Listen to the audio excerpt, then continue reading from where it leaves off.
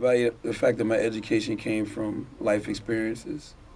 You know, I always say smart people learn from their own mistakes, but wise people learn from the mistakes of others. So it's a lot of mistakes that I made growing up, but it's a lot of things that I didn't have to go through because I watched other people go through them.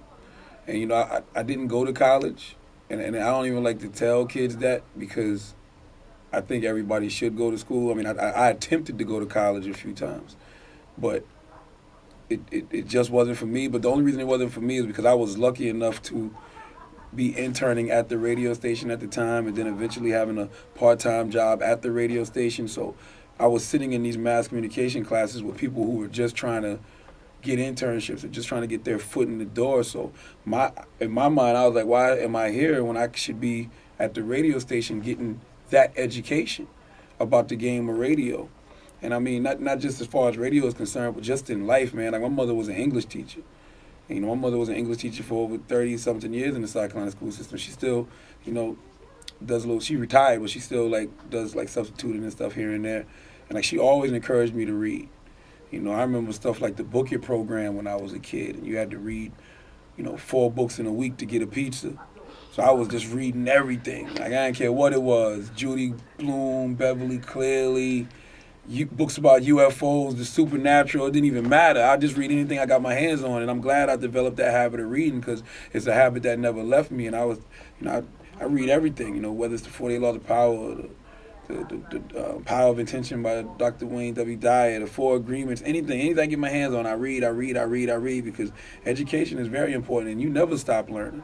You know, the know-it-all knows nothing. I don't care how old the person is, you know, how smart they appear to be. If you think you know it all, then you've lost already. Education never stops. Knowledge is infinite. So education is very important to us as individuals. I wouldn't be sitting here if I didn't have a education. And I'm not, like I said, I'm not even just talking about certification with a degree, which I still think everybody should have. I'm just talking about actual education. Just, you know, knowing how to be a good person, knowing the difference between right and wrong, knowing that destiny is not a matter of chance, it's a matter of choice, and just deciding to make the right choices so you can put yourself in the positions that I'm in now.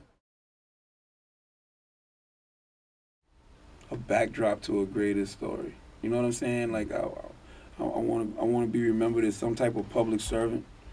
You know, because I feel like we are public servants. We are here to serve the needs of the public. But I feel like, you know, I just feel like I want to be one of those people that use their platform to empower people, you know, and influence brothers like me who may come from small towns. I'm from Moss Corner, South Carolina, population less than 8,000. I was raised on a dirt road. Like, you know, they say if you're from New York, if you can make it here, you can make it anywhere. But now I feel like if you can make it from where I'm from, you can make it anywhere. And I feel like, you know, I don't want people to use the hood as an excuse or use the ghetto as an excuse. Or I hate when people say that you're a product of your environment. You know, your environment is your mind.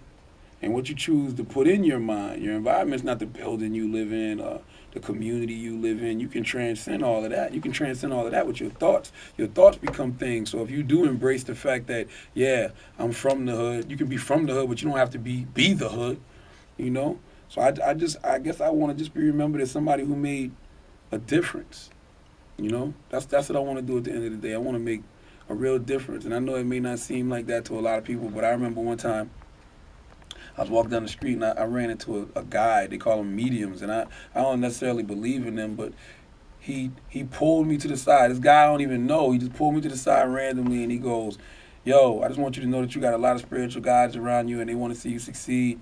And he was like, I don't know what you do, but I see like a microphone, and I see Howard Stern, and I just want you to know that, you know, you're going to achieve your goals relatively easy, but when you get to where you need to be, you're here to deliver a message. And this when I first got to New York, this dude couldn't have known me from a can of paint. I hadn't been working with Wendy Williams for a month. So, you know, yeah, I just want to, I guess, fulfill that prophecy. I want to deliver the message. Whatever message God got me, whatever message God has me here to deliver, I want to deliver. Yep. Charlemagne the God, the Hood General, voice of the gutter when I speak, the streets listen. And right now you're watching Young Faces Smiling. See this young face smiling?